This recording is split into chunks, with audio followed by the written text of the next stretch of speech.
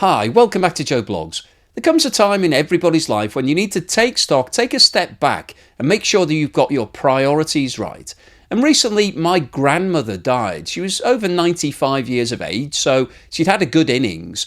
And it was always at the back of my mind, you were always thinking one day I'll get that call to say something's happened, she's been taken to hospital, you need to come now. And that happened just before Christmas.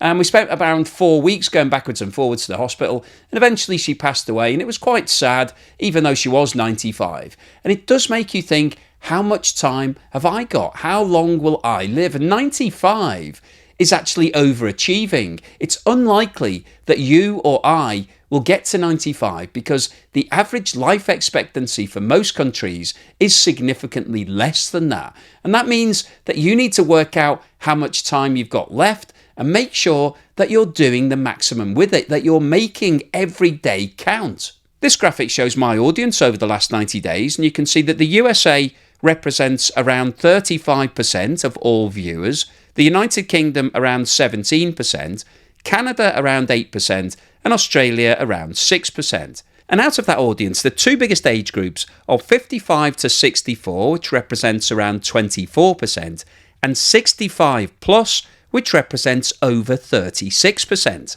And if we have a look at the current life expectancy for those countries, you can see that Australia ranks as the highest. It's actually the 6th best in the world. It has an average life expectancy of just over 84. However, there's a difference between the male and female life expectancy. If you're a female living in Australia, you can expect to live to just under 86. However, if you're a male, you're only going to get on average to 82.3. The next highest ranked out of the 4 biggest audiences who watch my channel is Canada, where you can expect to live on average to 82.7 years. However, females will live to 84.9 and men will only make it on average to 80.5. The UK comes in at number 4, where females can expect to live to 83.3 years and men will only make it to 79.5. So on average, men in the UK are not making it to 80. And unfortunately, the USA, which is my biggest audience, comes in at number 4 out of my top 4, where females can expect to live to just under 82 and men will only live on average to just over 77 years. So if you're a man in the USA aged 65 watching this right now, you've got on average 12 more years left. That's 12 more summers, 12 more Christmases, 144 months and 4,308 days. And when you put it into that context, you need to start thinking about making the most of every single day. It's far too easy, I think, for all of us to just bumble along thinking about things in the future. Yeah, I'll get around to doing that at some point. And then you wake up one day and it's too late. Now, obviously, we've all had that thought about if you went to the doctor and they said, you've now got 6 months to live, what would you do? And you'd make sure you crammed as much as you could into that 6 months. But I'm telling you what your average life expectancy is right now. And you can work out exactly how long you've got left on average. And then you can start planning for that, because the whole point of this video isn't to make it depressing so everybody to think, oh my God, my life's almost over. It's actually the reverse of that. I want you to make the most of all of the time that you've got left by making sure you work out all of your priorities and get things sorted. The first thing that you need to do is take control of your life. Actually start making positive decisions rather than just letting the days roll past and do the same thing every day, every week, every month, every year. Start thinking about what you enjoy, what you really like, what things really excite you.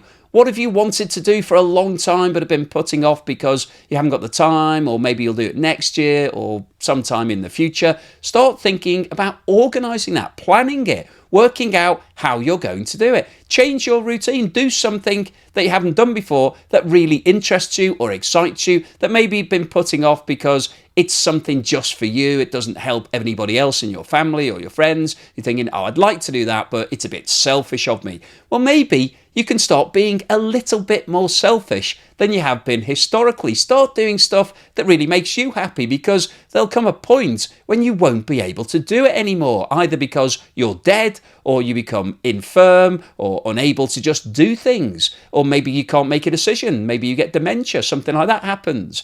All of these things need to be taken into account, and you need to start working out what you enjoy, what you like, and take control of your life before it's too late.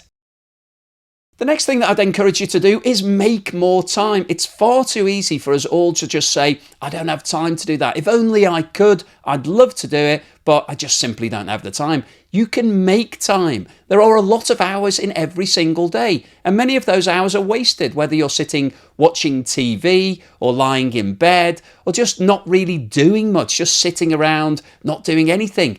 So cancel all of that. Stop doing all of those things and start doing things that you want to do. Make the time in your week. So sit down at the beginning of your week and say, okay, I want to do this, whether it might be going for a walk, seeing some friends, seeing your family, playing golf, who knows what it is. Whatever you enjoy doing, put that in your diary as the things that you're definitely going to do every single week. So say, okay, Monday, 11 o'clock, I'm going to do this. On Monday, 10 o'clock at night, whatever it might be. Start making time and maybe change up your schedule. Maybe get up a bit earlier or go to bed a bit later or change the time that you have lunch. Just do things slightly differently to how you normally do them to make more time for other things.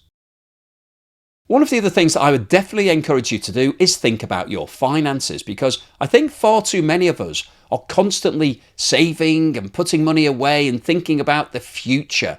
And the future might never actually come. You might not get to that future. Now, I'm not saying go out and spend all of your savings and blow all of your cash and have a really great 2 weeks and then think, oh my God, I'm now bankrupt. I'm definitely not saying that at all. But I think it's worth having another look at your finances and maybe have a think about how you're going to spend your money, because don't just save all of your cash and think, well, I'll pass it on to the kids and let them have the benefit of it. Why does anybody want to do that? Have the benefit of it yourself. Now, I know a lot of people watching this video might be struggling financially, and so I'm not saying that everybody has the ability to actually spend a bit more. But I think a lot of us are very cautious in terms of how much we're squirreling away thinking about the future, and we might never ever get there. And it'd be a real shame if you didn't actually enjoy the money that you've built up. So take this video as a wake-up call to think, actually, I'll have another look at my cash. I'll work out if I'm spending enough, whether or not I could actually spend a little bit more here and there, just have a few treats, just things that are going to make me happy,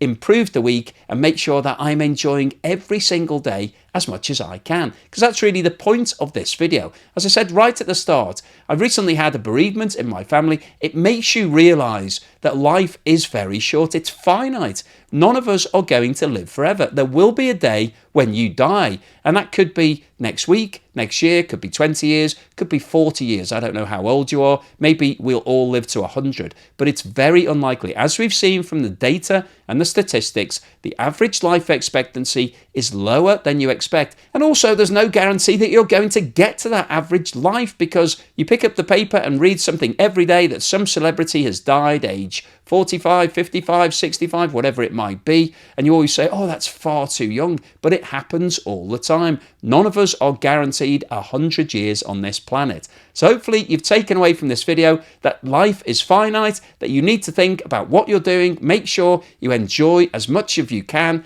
take control of your life, take control of your finances, do things that make you happy, that put a smile on your face, and hopefully it makes you live every single day and enjoy it as much as you can.